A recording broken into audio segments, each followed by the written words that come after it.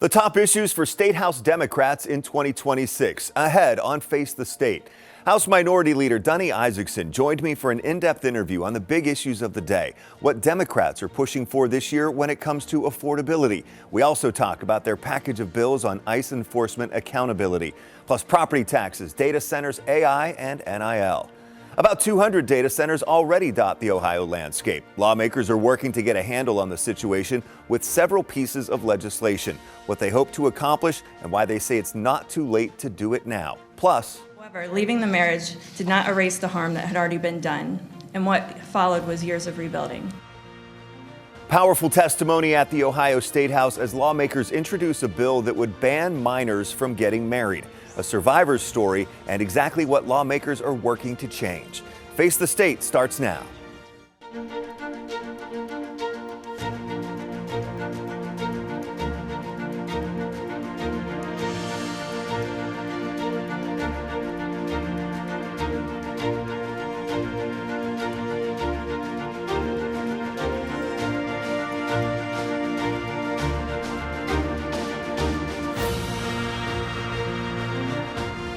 Thanks for joining us for Face the State. I'm Doug Petcash. The General Assembly has now been back to work at the State House for a couple weeks after the holiday and winter break. Last week on Face the State, Republican Speaker of the House Matt Huffman joined me to talk about the big topics of the day and for the General Assembly in 2026. This week, I'm stepping across the aisle to speak with House Minority Leader Dani Isaacsohn, a Democrat from Cincinnati. We had a wide-ranging interview. The topics included property taxes, data centers, artificial intelligence, high school name, image, and likeness deals, and legislation regarding immigration and customs enforcement operations. Here's my one-on-one interview with Minority Leader Isaacsohn. Leader Isaacsohn, what do you see as the top issues the General Assembly will be tackling in 2026? By far, the biggest issues that we need to focus on for people across Ohio is making life more affordable. We have had decades of single-party supermajority rule, and life has gotten just totally out of whack when it comes to affordability for families. That's the cost of housing, both if you're a renter or if you're paying property taxes or you want to buy a new home. It's the cost of childcare if you want to have somewhere great for your kids to get an early childhood education when you're on your way to work. And it's the cost of utilities, it's the cost of groceries. It all adds up, it all piles on, and it's just become untenable for too many families across the state. So we need legislation that addresses that, because it is not a mistake that things are that expensive. That is a result of policy failures, and so we need policy solutions. You know, property tax reform has been such a huge issue. The governor signed 5 bills at least that the legislature passed in 2025. Do you think more still needs to be done to help people with that housing affordability? Absolutely. So our property taxes are nuts in Ohio.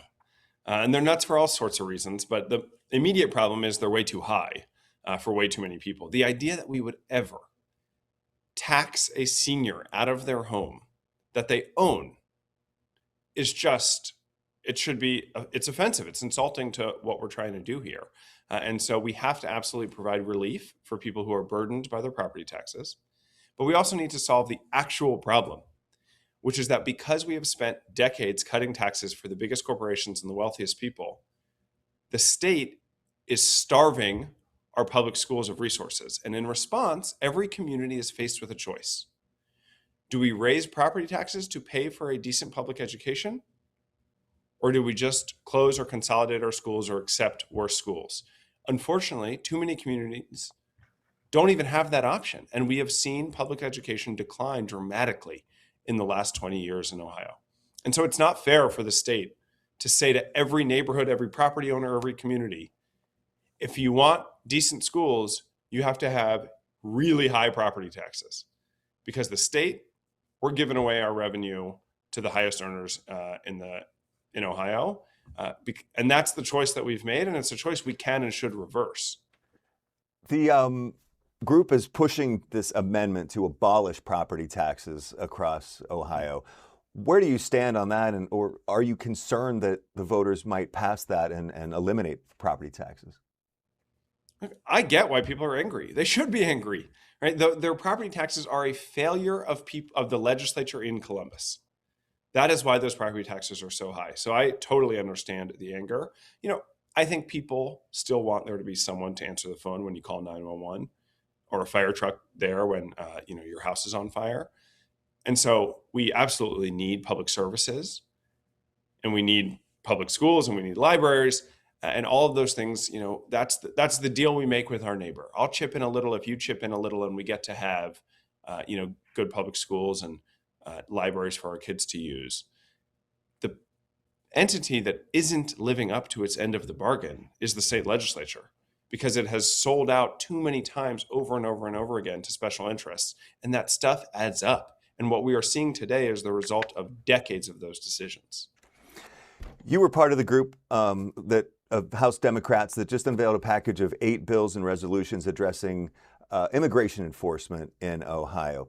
It's about accountability of ICE operations, according to you. The measures include prohibiting officers from wearing masks and requiring them to display a badge, also prohibiting enforcement operations in churches, schools, hospitals, and courthouses, among other things. Why do you think these measures are necessary in Ohio? So obviously, immigration enforcement is a federal issue, and we support sort of enforcing our laws both at the local level and at the federal level. But what the federal ICE troops have been doing, ICE officers, have been doing is invading cities as if they are foreign invaders and violating Americans' basic fundamental constitutional rights. And so the bills we introduced are right up the middle. They are common sense bills that just say our rights deserve to be defended. You can't trample on them just because you say you can. The Constitution is there for a reason. And so, yes, you have to provide identification if you're an officer. Yes, you have to, respect the fact that when people are in church or in school, they should be safe to be there. And you can't sow chaos in the streets of Ohio without Ohio lawmakers trying to restore some basic sense of law and order. So those bills they don't reflect trying to encroach on federal immigration policy. They're a reflection of us standing up and demanding that Ohioans' basic constitutional rights as Americans get defended. I wanted to ask you more about that. Do you believe the state can legislate what a federal agency can or can't do in the state? Some of those federalism questions can only really be decided by federal judges. That's their role, is to interpret, how the powers are distributed between the federal and state and local governments. I know what our commitment is. And our commitment as Democrats in the House is to fight for Ohioans' basic rights. And we are not going to let anyone trample on those without us putting up a fight. We're seeing legislation this session regarding data centers and artificial intelligence. How important do you think it is for the legislature to deal with these issues? The rise of artificial intelligence is the issue that is going to dominate for the next 5 to 10 years because of the potential it has to change how everything works, right? It could displace hundreds of thousands, if not millions of people from their jobs. It changes the way we go to work. It changes the way we go to school or interact with our families. And so not just in Ohio, everyone around the world really is clamoring. Let's do this right. Let's try and have the right regulations. Let's not let what happened with social media happen, but times 10, where it actually makes a lot of things worse. It divides us further. And so AI is a tool, it's a technology. It is the role and responsibility of the government and legislators to find a way to regulate that technology so that it doesn't totally destroy our economy or displace millions of people from their jobs, but actually is used to make life better for more people. That's the role of tools and technology when used right. And so the role of the government and legislators is to step up and find responsible ways to do that. And how about the data center issue? We have roughly 200 across the state right now. There are different bills to regulate, but also to study data centers. Is that another big issue you see? I think we are seeing all over the country states figuring out how do you try and balance growth and jobs with some of the costs of these big projects. I'll tell you, just this morning, I was at the big Central Ohio plumbers and pipe fitters facility, and they have hundreds, almost up to 1,000 jobs just on some of these projects in Central Ohio. These are jobs that pay very well, that are careers for people. And so when we talk about we want to rebuild the middle class in the United States, we want people who can afford a good life for their family on good jobs. Either we mean it or we don't. And if we mean it, we need to fight for those jobs and to defend those jobs, but we have to do it in a way that's responsible and thoughtful. Finally, there's a legislation to ban name, image, and likeness deals for middle and high schoolers in Ohio after the OHSAA approved that back in November. Where do you stand on the issue of banning NIL deals for that age group? We're still looking at it as a caucus. It's such a novel and new issue. It has to start with talking to those kids and their families and their communities and figuring out why is this happening in the first place? What does it actually look like in practice? I'm not a big believer in jumping the gun, thinking government knows best before you've actually studied and learned the issue and talked to people in communities. So that's the work we're doing. That's the work government should be doing before they rush to any major decisions. I guess one more question is, what will you be focusing on, say, in the next month? We are developing now what is our broad affordability package for the people of Ohio. The fact that life is not affordable in Ohio, not only is it a result of policy failures from the last 2 decades, it's sort of un-Ohioan, right? Why do people move to Ohio? Because you can have a good life that you can afford. That's our thing. And it is, unfortunately, if you look at the numbers, no longer our thing because policies have gone in the wrong direction. U-Haul does a study every year, an analysis. Where are people taking one-way U-Hauls? Which is a way of saying, where are people moving to? And every year, it's sort of the same few states. At the top, it's the places with the most sunshine, typically in the Southeast, where there's growing economies, a lot of jobs, and the winters aren't so bad. Unfortunately, in Ohio, we had the largest single drop of any state in the country on that list last year, and we are now in the bottom 10 in the United States. And the sun is not going to start shining more days here, right? We're not going to get beaches and mountains. So we have to turn something around with the ability to afford a good life if we want people's U-Hauls to start coming to this state and staying here. And so that's what we're working on, not just this month, but for the rest of the General Assembly. If you missed my interview last week with Speaker of the House Matt Huffman, you can watch it now on 10TV Plus or 10tv.com. Still ahead on Face the State. There are roughly 200 data centers across Ohio, more than 100 here in Central Ohio alone. Lawmakers say there's still time to study the issues surrounding data centers and make recommendations going forward. Details on a new bill to do that next. Plus, powerful words at the Ohio State House from an underage marriage survivor. This as lawmakers work to make sure no one under 18 years old can get married in Ohio. Why they and advocates say the bill is needed.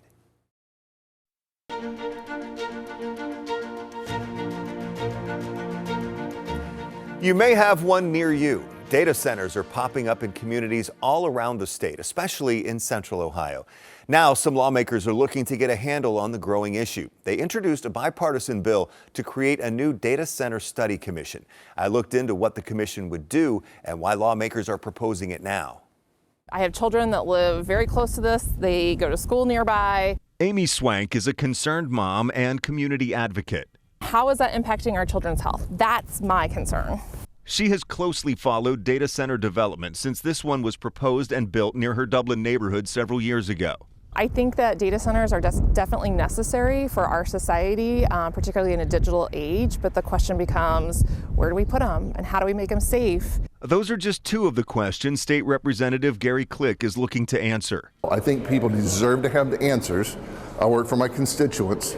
He's a primary sponsor of House Bill 646 to create a data center study commission. I'm not an expert, but I think some of their concerns deserve to be heard. You know, they're concerned about the use of farmland. They're concerned about the energy grid. They're concerned about the use of water. If approved, the 13-member commission will be required to look at a long list of topics concerning data centers. Those include environmental impact, effect on the electrical grid, water usage, impact on the local economy, and value to national security and the development of artificial intelligence. Click says the commission will hold hearings with experts and public hearings, then make recommendations to the legislature. Everyone gets a voice. If you like him, you get a voice. If you don't like him, you get a voice. Democratic Representative Sean Brennan signed on as a co-sponsor of the bill. I think that can better inform the legislation we pass at the State House to once again ensure that the grid is protected, to ensure that our ratepayers and constituents are protected, and to ensure that our environment and economy are protected. This map shows Central Ohio is home to more than 100 data centers already. There are roughly 200 across the state. Do you worry that maybe the horse is already out of the barn, or what can the state do? Well, you know, I think we have to deal with what we have, not with what we wish we had. Amy Swank wishes the legislature proposed the commission earlier, but is pleased it's happening now. I think the fact that both parties are working on finding a solution to protect Ohioans and protect our communities, protect our environment, is really, really a great thing. And Representative Click tells me he expects the bill to have its first hearing soon in the House Technology and Innovation Committee. Lawmakers at the State House are also calling for new legislation to hold owners of data centers accountable. Lawmakers say the electricity demand from these centers outpaces supply and will continue to do so over the next decade.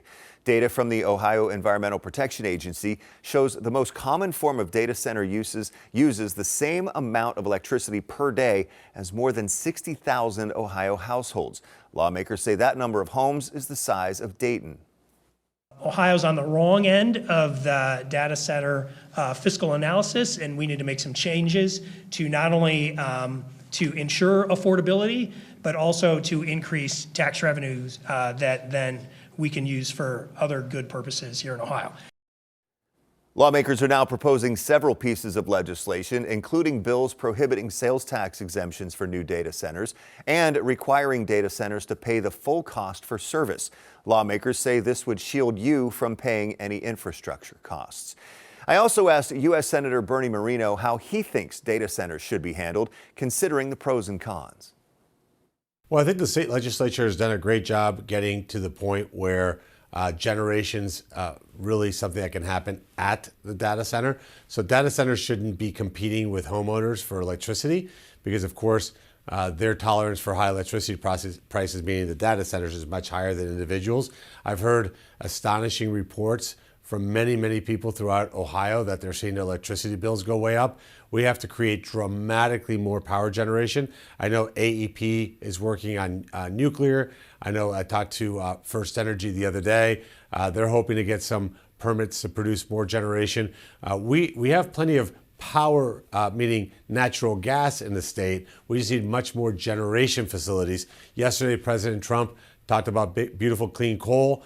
We have lots of that in Ohio. We've prevented these coal plants from being closed down, and maybe even now new clean coal facilities being opened. Because at the end of the day, we need a lot more electrons on the grid. And if we're going to have data centers, they should be at least power generators also on the grid and not takers.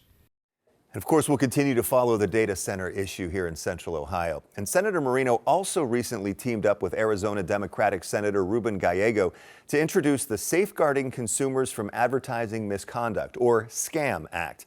He says it will crack down on predatory online scam advertisements. These social media companies are making billions of dollars by charging for paid advertising for groups and individuals that are complete scammers. They're taking money from our grandparents, taking money from the most vulnerable in our society, and they hide under what's called Section 230 protection. My bill is very simple. If you're charging for an ad and that turns out to be a scam, then you, the platform, are equally responsible for damages, not just the individual. We're not going to have big tech get absolved and have it hurt working Americans. According to a news release from Moreno's office, the SCAM Act requires online platforms to take reasonable steps to prevent fraudulent ads. It will also strengthen the federal trade commissions and the ability of states to enforce violations of consumer laws. Also at the State House, powerful testimony as lawmakers introduced a bill to end what sponsors say is a controversial loophole allowing 17-year-olds to get married. Bill sponsors say that loophole puts minors at risk of abuse and lifelong harm. Stephanie Lowry took the podium. She says religious pressure from her family led to her marrying a 19-year-old man a month after she turned 16. She was also 4 months pregnant. Lowry says her marriage became abusive. She says because of her age, she had to wait to file for divorce until she turned 18, and her options for help were limited. I couldn't easily access domestic violence shelters. Most shelters won't take a minor. The options given to me were to put me and my son in foster care, and we wouldn't be able to stay together.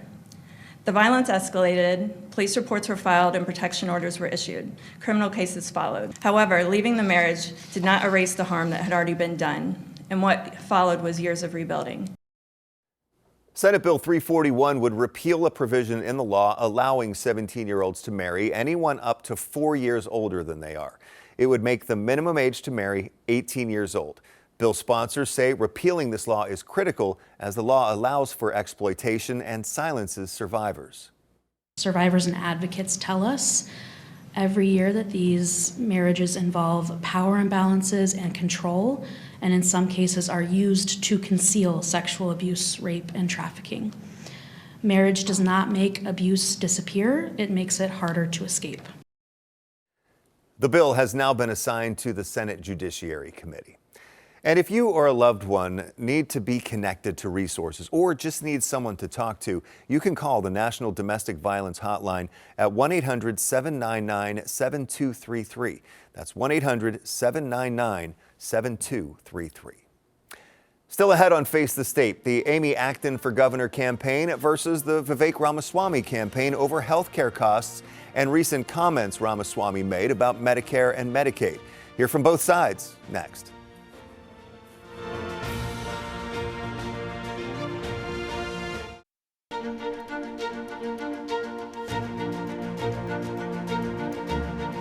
Leading candidates to be Ohio's next governor are debating health care plans and costs. Democratic candidate Dr. Amy Acton addressed health care costs and a recent comment by Republican opponent Vivek Ramaswamy. Acton and her lieutenant governor running mate David Pepper joined health care providers outside Grant Hospital in Columbus. They say Ohio is in a health crisis when it comes to cost. Pepper then went on to talk about Vivek Ramaswamy's comments recently, saying Medicare and Medicaid were, quote, mistakes. If you'd stop and think about that for a second, that's one scary proposition, that someone in the middle of this crisis of health costs would actually say the words that he thinks Medicaid and Medicare are mistakes. 10 TV has found the clip Acton and Pepper are referring to. Take a listen. Were Medicare and Medicaid mistakes? I believe they were, with the benefit of retrospect, particularly Medicaid, particularly the welfare state, without work attachments required attached to it. Medicare and Social Security I put in a different category, which we can get to later, and I think is a little bit orthogonal to the discussion, certainly that I'm most interested in having, that I think is on the money right now. Ramaswamy's campaign issued a statement to 10 TV in response to comments from Acton's campaign, saying in part, quote, Medicaid is a vital program that millions of Ohioans rely on, and it must work better for the people it serves and for taxpayers who fund it. Vivek believes Ohioans deserve a Medicaid system that delivers stronger results than what we have seen over the past 6 decades, including basic work requirements for those who are able. And that does it for this week. Thank you so much for joining me for Face the State. I'm Doug Petcash. I'll see you next Sunday at 11:30. Have a great day.